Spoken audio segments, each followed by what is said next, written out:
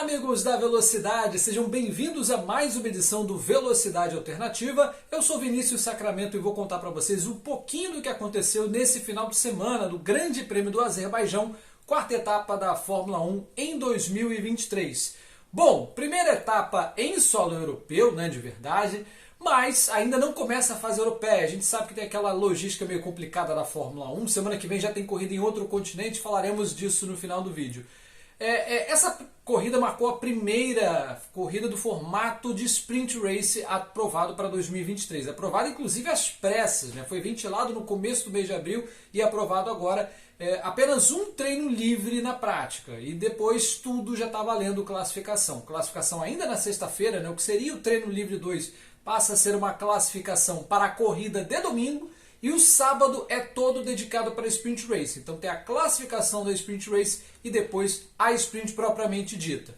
Se você acha que a Red Bull deu um passeio, um banho danado e deixou todo mundo comendo poeira, você achou errado, mas nem tanto.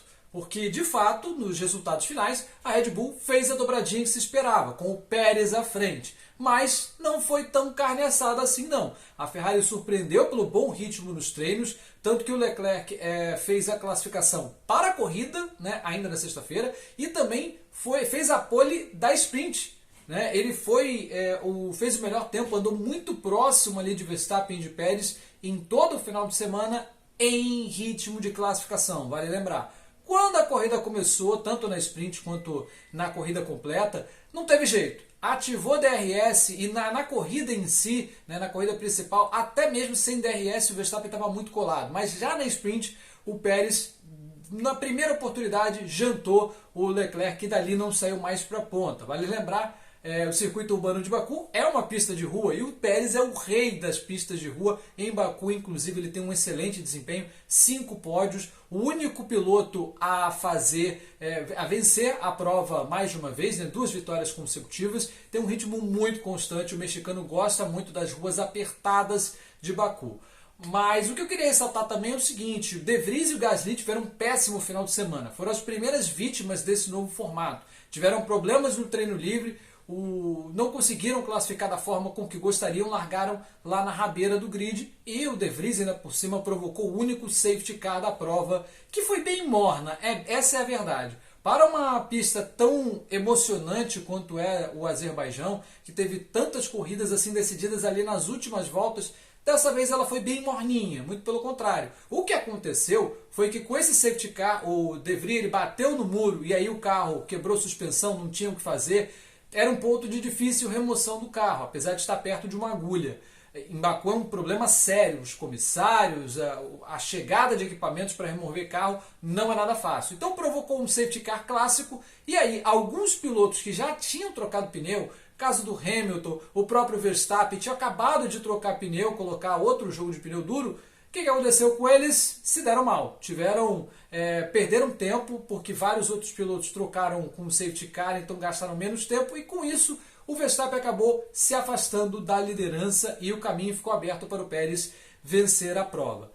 Destaques negativos desse final de semana: o desgaste muito alto dos pneus, né? Vale ressaltar isso também. Era a gama mais macia, C3, C4 e C5, e não deu muito certo não. Teve gente até que no final optou por uma segunda parada. Caso do Russell, mas aí foi uma parada exatamente para roubar o ponto da volta mais rápida, e ele conseguiu. Na última volta colocou ali um pneu macio e satisfez a equipe Mercedes. Era o que tinha para hoje. Mercedes muito inconstante, uma performance bem discreta, só não foi mais discreta que a Aston Martin. A gente esperava a Aston Martin bem próxima da Red Bull, isso não aconteceu porque durante todo o final de semana eles tiveram um problema com o DRS, não estava abrindo a asa quando deveria, especialmente no carro do Alonso, e isso tirou as chances aí da equipe verde com o sotaque britânico de conseguir alguma coisa melhor, até mesmo pódio. Por falar em pódio, primeira vez que a Ferrari conseguiu subir ao pódio, exatamente, porque Mercedes não foi bem. O Hamilton não conseguiu nem acompanhar o Sainz, que teve uma corrida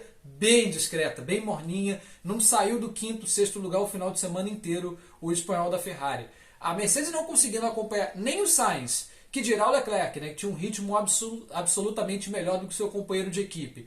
Então, coube a Ferrari conseguir a terceira vaga no pódio com o Leclerc. Pela primeira vez ele consegue subir ao pódio, melhor resultado aí da equipe italiana em todo o campeonato até o presente momento. Bom, como eu disse, decepções para mim, Sainz, Aston Martin e o De Vries, que não teve um final de semana, não se encaixou o final de semana inteiro e já começa a ficar ameaçado. A gente sabe como a Red Bull é uma equipe que é e a AlphaTauri também, né? O grupo Red Bull é uma máquina de moer gente, né? O piloto tem que apresentar desempenho porque a academia de pilotos da Red Bull é muito grande, tem muita gente de olho numa vaguinha, até mesmo na AlphaTauri no ano que vem. A AlphaTauri que vai mudar de dono, né? O Franz Tost, né, o CEO da equipe, vai sair no final do ano, então muita coisa vai mudar na equipe ítalo-austríaca, vamos dizer assim. Bom, vamos à classificação do campeonato. Verstappen segue líder, mas agora tem a sua liderança ameaçada pelo seu companheiro de equipe. Ameaçada bem entre aspas, né? 93 pontos tem o bicampeão do mundo, o Pérez aparece com 87, Alonso é o terceiro com 60 pontos, Hamilton em quarto com 48 e Carlos Sainz, apesar de tudo, aparece na quinta colocação com 34 pontos. Agora, no Mundial de Equipes, nenhuma mudança. Red Bull 180 pontos, Aston Martin 87, Mercedes aparece em terceiro com 76, Ferrari deu um bom salto, foi para 62 e a McLaren penando em mais um grande prêmio, chega a apenas 14 pontos, esses os 5 primeiros. Próxima corrida, já nesse final de semana, o Grande Prêmio de Miami nos Estados Unidos, né, a primeira etapa nos Estados Unidos, de um total de 3 a partir dessa temporada. Miami recebe a Fórmula 1 a partir desta sexta-feira e se no final de semana passado os horários foram bem ingratos com os brasileiros, dessa vez você vai encerrar o expediente vendo a Fórmula 1 porque Miami está atrás do fuso de Brasília, então a corrida ali fim de tarde, começo de noite, né, as sessões de pista lá em Miami. No caso, a corrida tem a largada marcada para as 4h30 da tarde desse domingo, dia 7 de maio, então siga aí as redes sociais da Alternativa Esportes para saber todas as nossas transmissões e também como concorrer a mais uma camisa da Retro Esporte. Um grande abraço a você, nos encontramos na sexta-feira, gama intermediária de pneus em C2, C3 e C4 em mais um circuito de rua. Um grande abraço a você, até a próxima, tchau, tchau!